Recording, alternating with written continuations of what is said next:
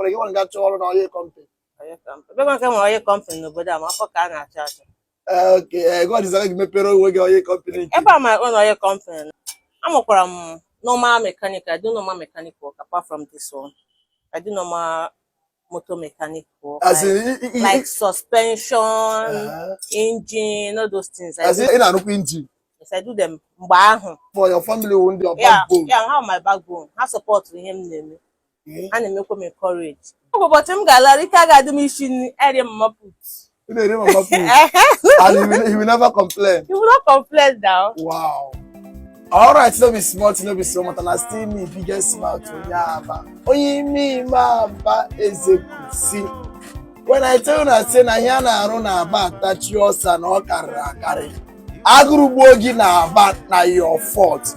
Then what tell you? And tell you. At the moment. It's the man. I'm gonna get it.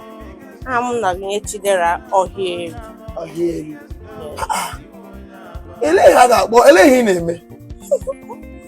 I'm around. Oh, ele hine aro. I'm around automatic gearbox. Automatic gearbox. Ah! You know, there is this adage that says what a man can do, a woman can do it what?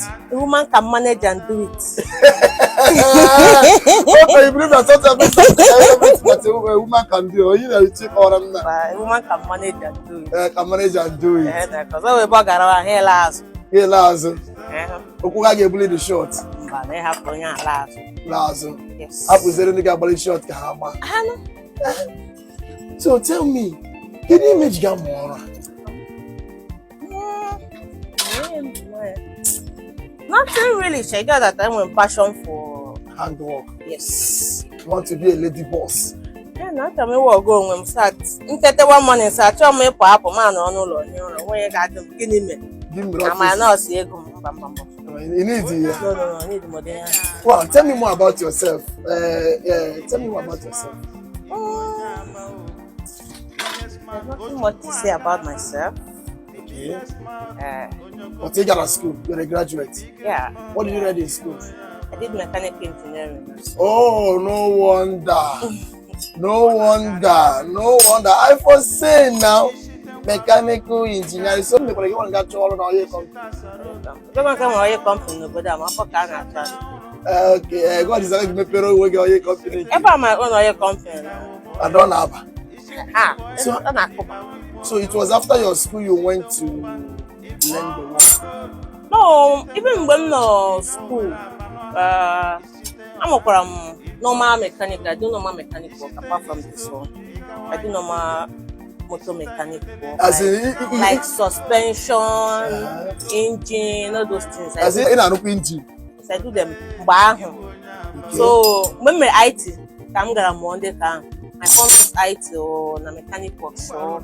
1 year IT mechanic workshop. Free time from school mechanic workshop. So yeah, na part why. Don't be a gocha me service. Then I say me we. Na bele him to me say to me pay workshop. Ebe mo gana aro motor all these things. That's okay, but the way born aro automatic gearbox. And we can get check ebe amara mam ga like phone ka. That is to say for your family won't be your backbone. Yeah, I have my backbone. I support him and they make me encourage. So yeah, for get back. Me liquid place. So Ogama na batam. So I'm check any for like 1 week. Or na nge meli here no ne. Because I want you to rose but guess there we ga happen here and see and go like 1 week or 2 weeks later. Me get me here no na John. So I got my check in who will check for like 1 week. From 1 week, yeah, 1 year. Mama charge yeah. Yeah, let me pay on your own. Yeah, me pay on my own. Wow. Yes. Wow. So how do you cope with your family? You're married, right? Yeah, I'm married. So how do you cope with the work and your family? But Chineke goes to make them did understand. But I'm gallery got the machine area mama. And he will never complain. He will not complain now. Wow. But I'm gallery, I'll do more to shut them. You tell me don't worry, he will do the washing, take care of washing. Oh, we can't come, sir. Wow. Just by His grace, sir. By His grace of God. Yes, only a big understanding. Wow. Because I won't understand. Wow. So on your own, how many years? My own, let's say a year and I'm not on labor. Well, as my own boss, yes. Your own boss. So it's all about the since that time. And we be also one name more like ever. What you want negi? Yeah, what do? Go funna. We be. And how are you? The biggest blow, you want